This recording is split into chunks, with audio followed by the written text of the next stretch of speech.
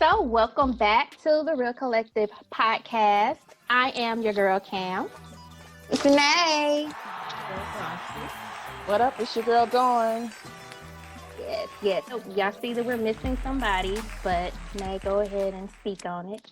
Keisha is out today. She's still a part of the Real Collective. That's our sister. But she did have a family emergency. So please keep her in your prayers as we are doing the same. Keisha, we love you. Love you. Yes. So, as you can see, we have some special guests with us today. We have the men of Soule Optics joining us for our male sensitivity. So, yes, welcome, gentlemen. Welcome. Yes. So, just tell us a little bit about yourselves and how Soule Optics even came about. I'll start. I'm Breon Jordan, one half of Soule Optics. Me and Tariq have been friends for a long time, have been having conversations for a long time. What we did is we took some of our conversations and said, let's do something productive with it instead of just talking about it. So first project that we had is our She Can't Handle the Truth docuseries, which kind of analyzes relationships, sex, love from a male perspective. And then we were thinking of, what's the name of the media company? Essentially, what we wanted to do is like, what do we stand for? What's our meaning? What are we trying to, project on the world? And we came up with Soule Optics. And essentially, it reads a bunch of different ways, but the main idea is just it's perspective. It's perspective based. One is soul meaning one, and then also one soul, and then optics is the vision behind people's eyes, the perspective. So it's one's perspective, whether it be your perspective of the world or the world's perspective of you. And yeah, we're just putting out, quality content that can make a difference on people, something unique and different, from our collaborative minds. Okay. Awesome. I love that. What's up? My name's Tariq. Breon really hit the nail on the head with a lot of that, man. We've known each other for years, and we've always had these type of conversations where we just kind of push ourselves to think outside the box and just expand our minds. And we've always just loved connecting and talking to other people and getting their perspective on things. So as we kind of started to build the project of She Can't Handle the Truth, and then we started thinking bigger and say, you know what, let's expand and have as many diverse conversations as possible and just create content that'll really push the envelope and just cause people to think and cause people to know that it's okay to think and or to have, adverse opinions and, think differently, but just to understand that perspective is perspective and it can go as deep as the ocean. So, that's what we're all about. Well, I'm interested just off of that topic. She can't handle the truth. I'm interested already. Good topic. Good way to grab the viewers' attention. Yeah, absolutely. That's super dope. Please make sure that you all follow these gentlemen. We'll make sure to put all social media in the description so you can stay in contact with them as well. We got to support each other. So just make sure you do that. So we're going to jump right into this topic. So I'm going to start it off just by asking both of you all, have you ever struggled with your emotions as an adult and as a child? And how are you navigating through that? Good one. I guess I'll pop that off. I think for me personally, it wasn't even like a matter of saying that I struggled with my emotions as an adult. It was more so like kind of having a moment where I realized emotions, just realizing what emotions are and just acknowledging the fact that it's okay to have them. So I think as I realized, okay, it's okay to have emotion and use that, I kind of grew up for a long time where it was just not like a zombie, but it's just like you kind of put that on the back shelf or whatever, and you just don't really kind of put a lot of attention to it. So a lot of me as an adult has just kind of been learning myself and understanding kind of my emotions a little bit better. And, a lot of that was just kind of been, honestly, like me, I've always been into R&B music. So I can probably say that that's probably what really got me tapped into my emotions as an adult, like into that other side of me and just embracing that. So, that's been my biggest thing, is just kind of really just owning my emotions, not so much as like struggling with it, but just kind of really allowing myself to feel and allowing myself to connect with myself more honestly. Okay, so question, because you're saying you started owning your emotions. So what happened prior to you owning them? Was there ever a time period, because sometimes you hear parents telling their kids, well, they're boys, they're their male child, don't cry, suck it up, be a man. Did you have any of that as a child? Oh yeah, a whole lot of it. I mean, it's like almost like you cold hearted. I mean, I grew up playing sports, so when you a boy growing up playing sports, it's not okay to kind of to have that side of you. You know what I mean? You get hurt, you just get right back up. You know what I'm saying? You don't feel anything, so it was just, I hate to say cold hearted, but it's just really cold hearted. If you hurt somebody's feeling, it's like, okay, man, get back up. That's what was taught to me. You don't have time to be hurt. You don't have time to cry over anything. So just really it just wasn't there, just kind of for the neighborhoods I grew up in coming up, and then just like I said, the sports I was playing, it wasn't cool to be the kid that that was crying, or that was, if you fall. Like I said, I grew up playing basketball, so it was one time I sprained my whole wrist, and I couldn't stop because everybody was just gonna be like, get off the court if you're gonna do that. So I literally sprained my whole wrist. And then when I went home, I had to tell my mom, like, yo, I can't feel my arm, I can't really feel my arm right now. And she had to take me to the hospital. But for that whole next hour when it first happened, I just kind of had to act like it wasn't even a thing. So, you get that compounds over time. That starts for me. That started around like 8, 9 years old. So that compounded until I was, 27, 26, to where I started to understand it's okay to, not have this masculine, this toxic masculinity that tells me I can't feel these certain type of feelings. So it's been a growth thing, man. Just kind of coming in terms with that. So, question, Tariq, do you have children? No, I don't have any children. Okay, so if you were to have a son, just hypothetically speaking, because you're saying you had to grow and kind of tap into your emotions, do you think that that's something that you would kind of instill in them to kind of like offhand go ahead and just address your issues and how you feel? It's okay to express that, or would you still keep the same, trend that you grew up with? It's a delicate not balance. Tapping into it. It's a delicate balance. I mean, I would definitely give both sides. I didn't grow up with my pops, so I didn't have nobody to kind of give me either side. I kind of just had to go out and figure it out. But I think it's a delicate balance of like showing both. But I'm definitely gonna kind of, instill that in my son, that it's okay to have emotions. It's okay to feel certain things, but as also got to tackle what's going on, and we got teach him how to problem solve and teach him what a man is from an early age. Myself and a lot of people I grew up around that didn't grow up with fathers, we just kind of was like a chicken with our head cut off. We didn't have anybody giving us both sides, let alone one side. So I think it's gonna be a kind of a delicate balance of giving them both, but I'm gonna do my best to kind of shed light on both sides, especially if I have a boy. Lord willing, I have a boy. I want my first child to be a girl.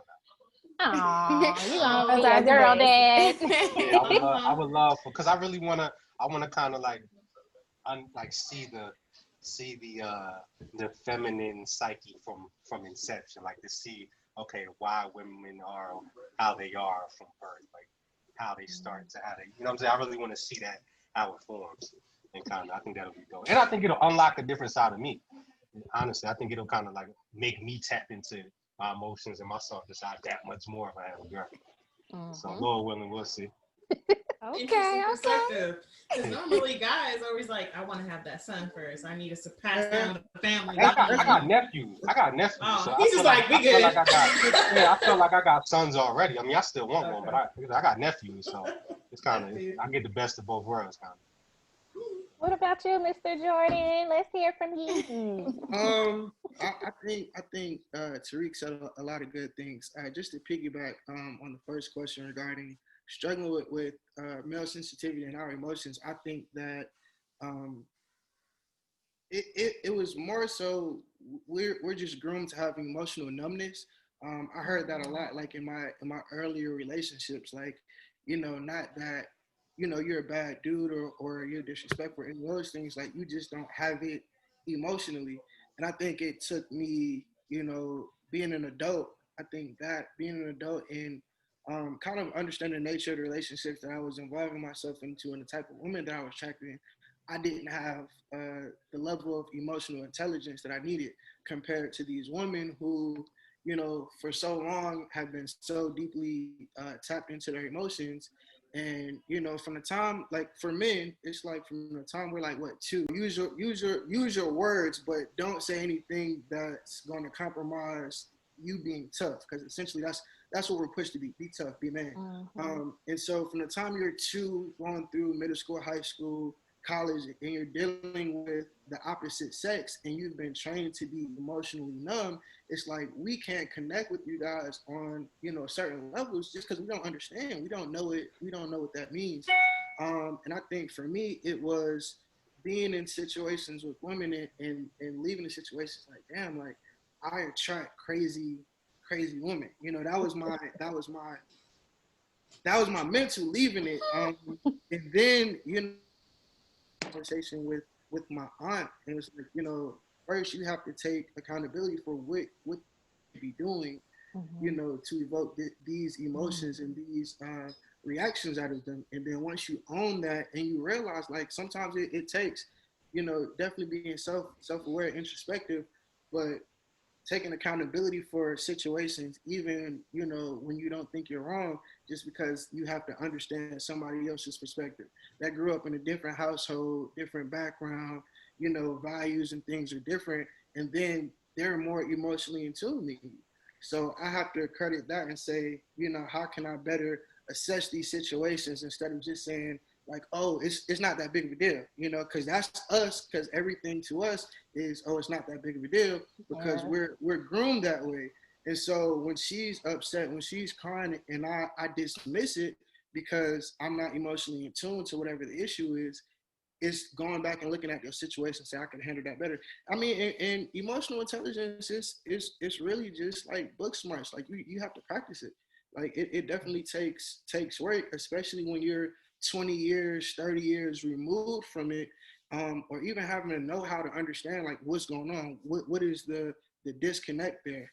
And I think that's kind of, you know, was a challenge for me, and now I think I do a lot better just because I've exercised, you know, that part of myself, being more emotionally intelligent, and then having a safe space. I know second question that you asked, Tariq, was, you know, struggling with that as a man. I think that's our biggest issue, is not having safe spaces to be able to be emotional and be vulnerable. And I think that once you get to the point where you have somebody or you have something where you can express yourself and unpack, I think that definitely makes for a healthier you from a mental and emotional aspect. Wow. Two-part question to this, because I was trying to listen and keep track of my questions without interrupting. The first one is, and this is to both of you too. Looking back at your childhood, were you able to have those like friendships, platonic friendship with girls, where it wasn't like it was a part of the chase, but just genuinely like being friends with them? And if so, if you did have the opportunity, do you think that helped you understand girls better, or did that kind of complicate the confusion, like the signals that you were getting to be told to be emotionless versus their like what seemed to be irrational to you reactions to stuff? It was. I followed you. I think the biggest thing for me wasn't even my female friends.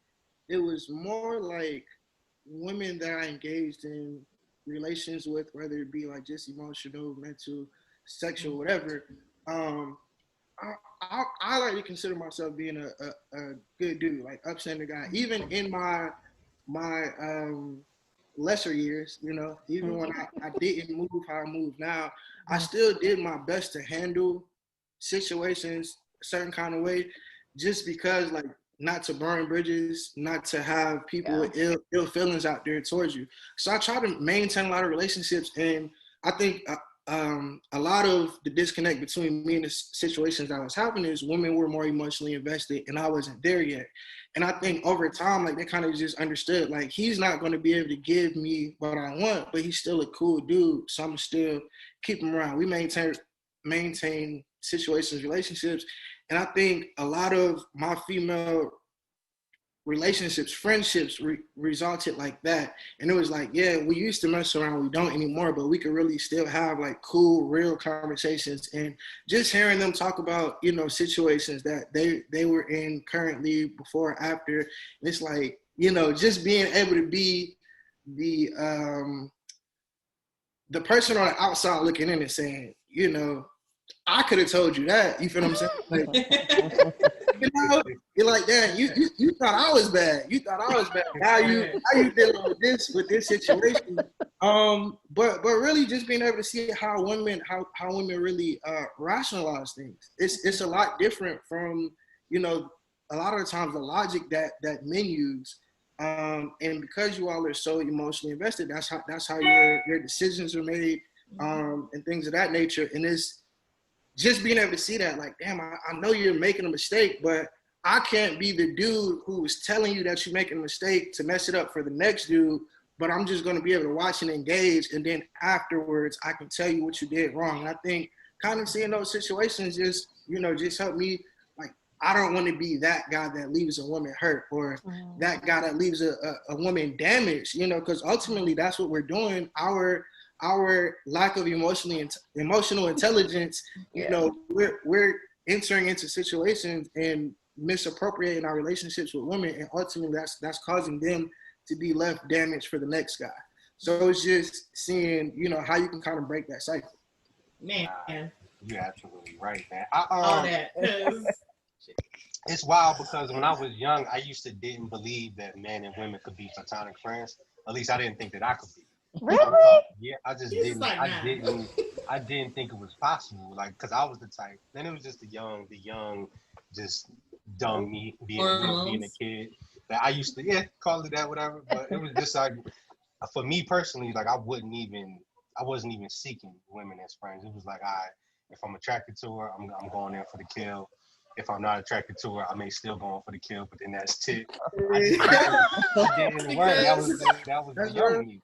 And because I was just ignorant to just what a woman is, right? And I had to get older. And I think when I got my first just genuine female friend, and it wasn't even no like she friend zoned me, or not even that I wasn't attracted to her. We just genuinely just had really cool conversations, and she became like a sister. It got to the point where I just liked hearing her opinion on things, like just talking and getting her perspective. And I just started to see, like, man, she, you know, having a female friend is just as dope, if not better, than having a male friend, like kicking it with the homies. So once I got to that point where I just started to really just appreciate, you know, having what a woman is and just having the perspective of a woman around, then I started challenging myself to be like, you know, okay, I don't have to just try to bag and sleep with every single girl I come across. That was my problem for a long time. When did y'all realize that? Like, at what age y'all think y'all realized? Like recently, like the last, Jesus. like like the last, like honestly for me, like the last like year and a half. So you know what? When I was in ninth grade, I think Bridget Wiley, that's currently to this day my best friend. She's a woman, obviously. We had a biology class together. And the vibes were just cool. It was never like, and she's a very pretty girl. It was never like, I just never had that urge really, because it was like, I don't know, for some reason I just looked at her different. And what I realized is women do for you, whether it be emotionally or from an emotional aspect as a friend or in a relationship, women just do differently for you than what your homies can. So if you have a female friend, like, she gonna handle you differently. She's gonna like really look out for you in ways that your homies can't, you know. And I think at the time I'm ninth grade selling candy, and I'm really like making money to be in ninth grade, like making good bread. And like I just trusted her. You feel what I'm saying? Like I give her $100 in my bag for 2 periods, and she'll make it work. And it was like, I got homies like whether I'm playing ball, like people I kick it with, but it's like I don't trust them the same. It's like there's a reason for that. You see what I'm saying? Like, and I think growing up, just having a good woman in your life, whether as a friend or romantically, it definitely changes you, for sure. Yeah, it changes your whole perspective, man. It was even cool. It was even cool for me. You kind of hit on it too, bro. It was kind of cool for me, like when I started just having like genuine female friends, that they would tell me things about you know, them dating guys and things they would do. And to me, it was just so obvious. Like, yeah, he's obviously just in it for that and he's doing that. Yeah. But to them, they would be so oblivious to it. Yeah. So it was kind of, it's cool to just kind of be able to just share that other side to them. Like, yeah, it's really like men really aren't that complex. Like, this is what let me ask you, Tariq, if you have and I'm sorry to take it, but this quick question, like, you know, if you have a female friend and she's telling you about a situation that she's in with the dude, what's your approach to giving her advice? Do you tell her, like, you know, that's a bad situation, get out of that situation, or you kind of I really tell her like what it is. Like, it's a bad situation, you should just skate. Or like, yo, if you just kind of want to get a quick that, then you could go for it. But I tell them straight. I have like for a quick story, I had a homegirl who was telling me a story about a situation she was in. She ended up getting pregnant. But she told me about it, and I just told her my real honest opinion. And her exact response was, Tariq, you're not supposed to tell me that. You're supposed to tell me what I want to hear. I'm just like, yo, I'm not going to tell you what you want to hear. I'm not your homegirl. No. Yeah, I'm like, I'm not your homegirl. I'm not going to tell you what you want to hear. So I tell them just like I would appreciate them if they told me straight up. Absolutely. Wow. I have a question. And y'all just be 100% transparent with us when I ask this. Why do men, like, they can have a woman who's everything. She does everything she's supposed to do. She's wifey material, straight up. But why do they, when it's a problem, they go and seek, I guess, they try to fill that void with another woman that doesn't even make up half of the woman that they have at home? I'm gonna answer this one. I think the biggest disconnect between men and women is a lack of understanding. There are certain things y'all just don't understand about us, and vice versa. The most important thing, you know, when it comes to a man, the most important thing that a woman can provide is a peace of mind. And so, regardless how phenomenal your woman is, whether it be your girlfriend, your wife, or whatever, if that's compromised, regardless of what she does, you're going to seek that elsewhere. Like, you're going to seek it elsewhere, and then, you know, that's one aspect of it. So that can speak to why some guys find themselves in situations to cheat. And then another is a lot of men look at women as like utility, more so utility than actual like partner. And so what that means is whatever I'm not getting tangibly from whoever I'm invested in whatever situation, I can find that elsewhere. So if she's not sucking my dick enough, excuse my language, I might find somebody who's more willing, you know, to do that. If she's not cooking how as frequent as I like her to, I might find someone that's more willing to do that. And then when you go search for these utility women, you have to bring something to the table. And for a lot of dudes, the only thing they have is, you know, slinging something. And so that's the situation. That's usually how it evolves. I mean, if you got a good, solid woman at home, and I think a lot of men fall to this, if that peace of mind is compromised, you're always gonna go looking for it elsewhere. And a lot of times it's not even intentional. Like I'm gonna go cheat.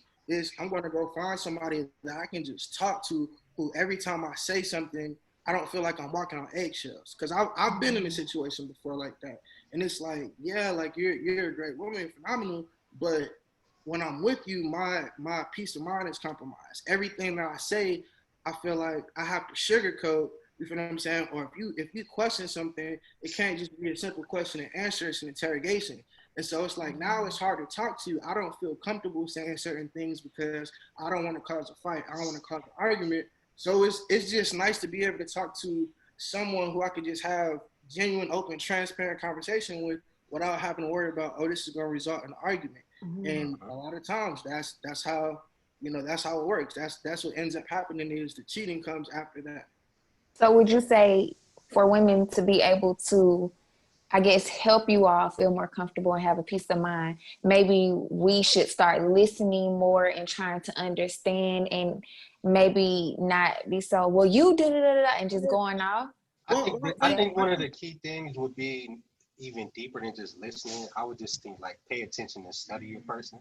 Yeah. You know what I'm saying? Like I think the more you just kind of versus always like making it something be an issue or just kind of making a fuss out of it. And the more I think you just kind of sit back and just understand the person, you'll get a better idea of, okay, what triggers them, or what's going to cause them to be standoffish, or what's going to make them leave the house and not come. You know what I'm saying? I think you just have to pay attention more and listen more. I mean, listening is super important. That goes both ways. You know, just sure. I think like when you're in a relationship, like, you know, hopefully you've invested enough time where you can say, I know my man, you know, and so you should know what are his triggers, what are the things that you're saying that makes him, that cuts him deep, you know, what are the things that you're doing that really bothers him to the point where I don't even want to talk to you, makes him shut down, you know. And a lot of times what my experience have been is you do have to listen, even when something doesn't sound good to you.